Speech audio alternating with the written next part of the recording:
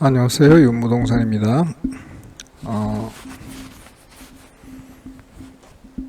금융위원장과 하는 총재가 금리로 집값을 잡을 거다라면서 2주 전부터 설레발을 치면서 기준금리도 올리고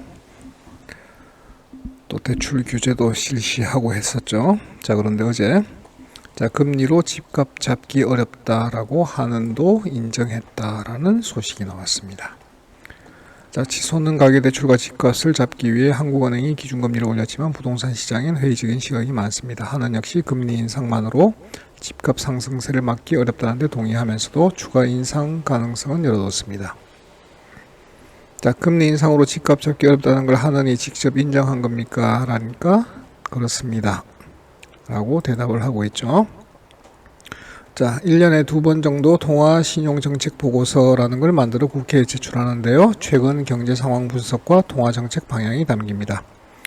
막대하게 풀린 유동성에 집값이 오르자 하느니 기준금리를 인상했지만 전문가들은 효과가 없을 것이다 라는 비관적인 전망을 하고 있다. 9일 이 보고서를 통해 인정했다. 박종석 한국은행 부총재보 금리 인상 하나만 했다고 해서 가계부채 금융 불균형 완화에 효과를 크게 나타낸다는데 한계가 있다고 생각이 됩니다. 지금과 같이 주택가격 상승 기대가 앞으로도 있거나 이런 경우에는 주택가격 둔화에 미치는 영향이 조금 상쇄될 수 있다라고 얘기를 하고 있는 거죠. 저는 이 금융 불균형이라는 말을 이해를 못하겠어요. 왜 금융 불균형이라는 말을 가지고 저 말이 무슨 의미인지를. 기준금리가 0.25%포인트 오르면 1년 안에 가계부채 증가율이 0.4%포인트 떨어진다는 분석입니다.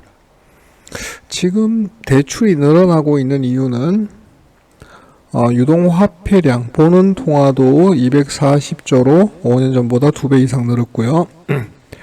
광의의 통화, M2 통화량도 지금 3,400조가 넘어가는 상황이죠. 거기다가 재난지원금으로 푸는 금액만 11조인데 이건 순수하게 현금이죠. 현금을 11조를 이번 주부터 지금 풀고 있는데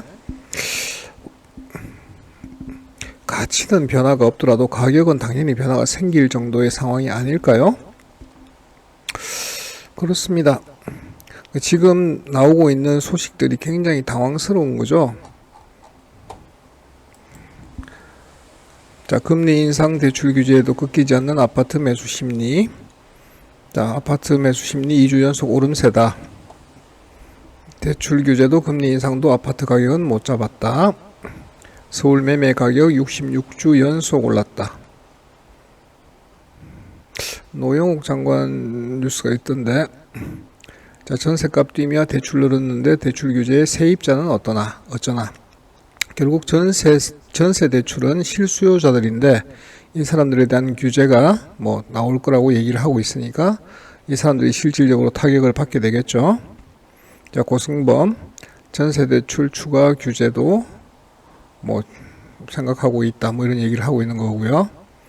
그런데 노영욱은 내년까지 집값 스트레스 구간 공급 부족을 사실상 시인했다.